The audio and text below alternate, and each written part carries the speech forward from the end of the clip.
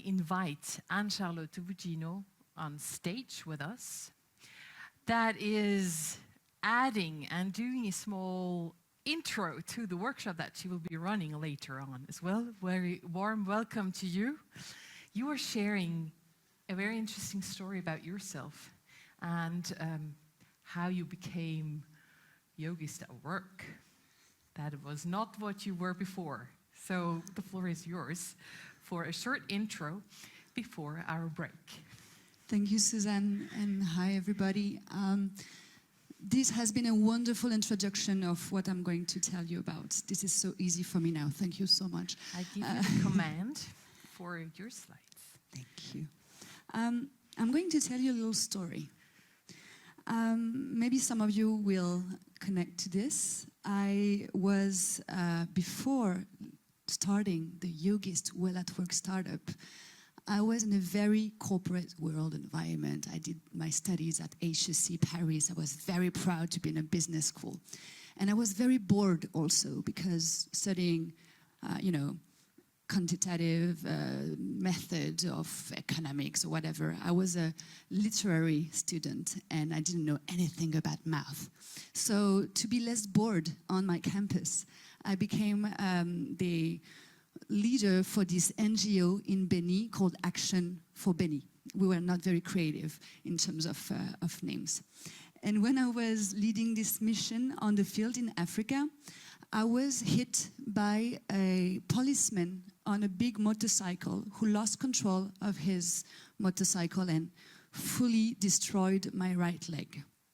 So I was 20 years old and I ended up in this wonderful hospital in the savannah. And I spent a few days and weeks there. And when I finally was flown back to Paris, I was operated on, and I thought my problems are solved because, I'm in France, there are good doctors, good hospitals. And what happened is I caught 5 infections in the OR, and I was told that my leg was going to be cut off because the gangrene had spread too widely. So I was 20 years old and I thought I was invincible. I was a HEC student. I could do anything in the world, right? I wanted to wear high heels. I wanted to dance rock and roll. I wanted to travel the world and work in NGOs. And what happened actually when I was told that I was going to lose my leg is that I discovered that the mind-body connection that I learned in books when I was doing my studies is not only in the books. Something really real happened, that my immune system started fighting the infection the moment I was threatened to lose my leg. So I thought, okay, this is strange and this is strong. And I got to keep my leg and leave the hospital in a wheelchair, but still with my own flesh. And I was asked to choose a job. And I couldn't do anything much on the field, so I became a consultant, and that's how I felt. I felt like a rat in a cage because I was sitting down in front of my screen, writing strategic notes, working on PowerPoints, working on Excel spreadsheets, and I was only doing this 100% mental work all day long, and I was forgetting totally about my body, what I was doing my rehabilitation and trying to walk again normally. And next to me at my consulting job was this girl. Total hippie was what I thought. She was curing herself with essential oils, putting incense in the office. I thought she was completely high all day long. And she came to me and said, Anne-Charlotte, I think I can do something for you because I kind of have pity of you. You're 24, you're limping, you can't walk, you're a bit grayish. I can feel that, body-wise, this is not really what you should be right now. And she asked me whether she could show me something that is called yoga. So I looked at her in a very despising way. And I said, please leave me alone with your guru, whatever, chakra thing. But she insisted, and finally dragged me home for this torture session. And that was my second revelation, actually. I discovered an active rehabilitation discipline where when you actually work on your body, you can regain control of it without meds, without a physio working on your leg, without morphine, without all of this. Second revelation. So I started traveling the world and doing these nonsense things that are completely useless, but made me feel very good because, again, I was supposed to lose my leg.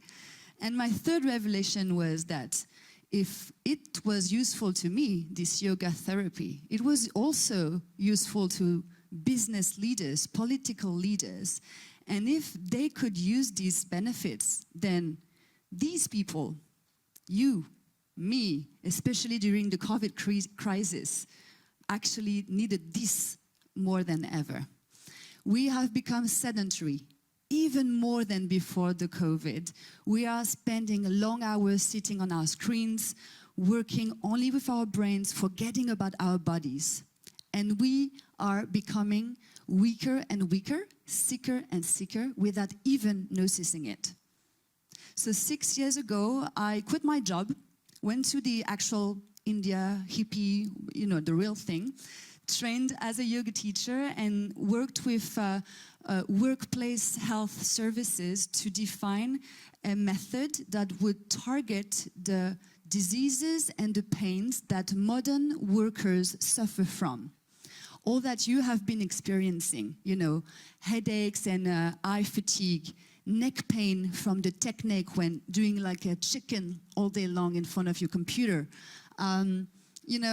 upper back, shoulder pains, sciatica, lumbar pain, mouse tendonitis, insomnia, hyperconnection. All these are part of our work routine, and we believe this is completely normal.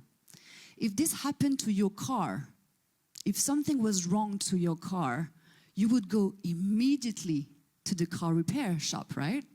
When something is wrong with our body, maybe because we are this Gaulois réfractaire, sorry for the translation, we can wait for, 3 weeks or 3 months before going to see a doctor and try to solve the problem. And this is only about trying to solve the problem. We don't even think about preventing it. And actually, there's no secrets. Musculoskeletal pains, the tensions that I just described to you, are the next epidemic that are going to target every single digital worker in the world. Before the COVID crisis, many of us were already experiencing these pains from sitting all day in front of our screens on our desk in wonderfully organized tools like the Eco KPMG Tower here in La Défense. We were already experiencing these pains. But ever since we started putting these hybrid work models and hybrid work ways of working, these pains are coming exponentially to us because we are not even taking our legs to go to work in the morning. We don't even take coffee breaks anymore. We don't even go to the office restaurant to have lunch with our friends. So there's only one thing to do: learn ourselves and teach our employees to take better care of their body at work during their workday, not during their lunch break or during the weekend, while they are working. This is the most important thing that we can do, actually, because if we don't take care of our bodies at work and our brains, we can't work. So this is not a question, Keeping your employees healthy and pain-free has become a priority for corporates because they have to attract employees back on site and recruit talents. If you show them that you care not only about their productivity, but also about how they feel in their body and not only in their mind, in their brains, that is a huge signal that you are giving. And for this, there are very simple techniques, and I will present one to you in a few seconds, and we will dig deeper with this during the workshops today. But taking regular breaks for the mind and for the body during the day is something that we don't even do anymore. I once met with a business leader that told me she didn't dare to go to the bathroom between 2 Zoom meetings, and she could spend the whole day like this. What are we, surgeons? There is no urgency so that can really impede us to take care of our body. We are just being our own obstacles to health. So, shall we do something really quick, because I know we are late, but very deep also, just to see how you are dealing with your own bodies right now. I will probably come back this afternoon because I know that you really need it. I can see you because you are not seated the right way, so I really want to tell you how to sit straight later. But maybe we can start by dealing with our eyes. Your eyes, they are muscles. And they are the first one to be impacted by the screens and the blue lights of these screens and the computers and the smartphones that we are using all day long. And if we don't train these eye muscles regularly, we end up like sick rabbits, you know, like itchy, reddish eyes, maybe crying, maybe all dried up by the AC and the pollution. You can work on your eye muscles in a preventive way. I'm going to show you how. Just staying with your wonderful sitting position, whatever it is, or just taking a straighter back so that you can breathe fuller. Breathing even with the mask. I know it's harder, but you can still breathe. Do not hold your breath because this will impact your brain eventually. Inhale through the nose and just look up towards the ceiling without moving your head up. I know. Exhale and look down towards the floor without bowing your head down. Inhale, look up and feel the stretch behind the eyeballs. Exhale and look down towards the floor. Do not bow your head. I can see some of you cheating. Inhale, looking up. One last time. Exhale and look down.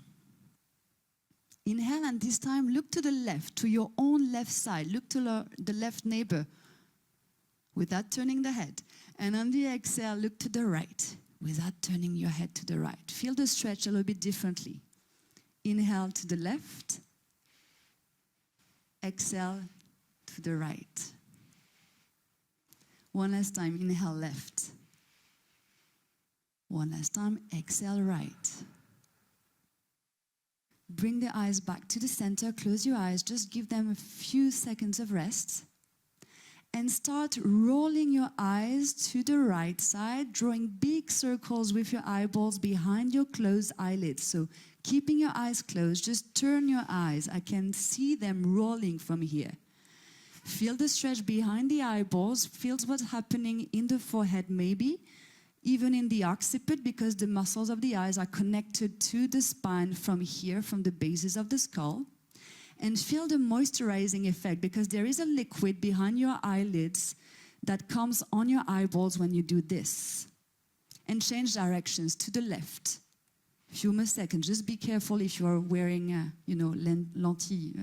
lenses. Few more seconds. Come back to the center. Inhale and open your eyes as wide as you can. Open them. Look up. Exhale and really squeeze the eyelids, closing your eyes as much as you can. Twice more. Inhale, open your eyes as much as you can. Exhale, closing them, pressing the eyelids together. Inhale one last time. Open as wide as you can. How long has it been since you've done that? Exhale, pressing them as much as you can. And coming back to your normal way of looking at the screen. How many of you hated this exercise? Please raise your hands. Not so many? Okay. Thank you for being good students. Thank you for being honest. If you need to do this anytime during the rest of the day, don't hesitate. And if you're interested, I'll be leading 2 YOGIST workshops in order to think about what your employees and what you need during your workday. Thank you so much. So thank you so much, Anne-Charlotte. Thank you. And we will see you back this afternoon for another exercise about the backs and sitting in the chairs.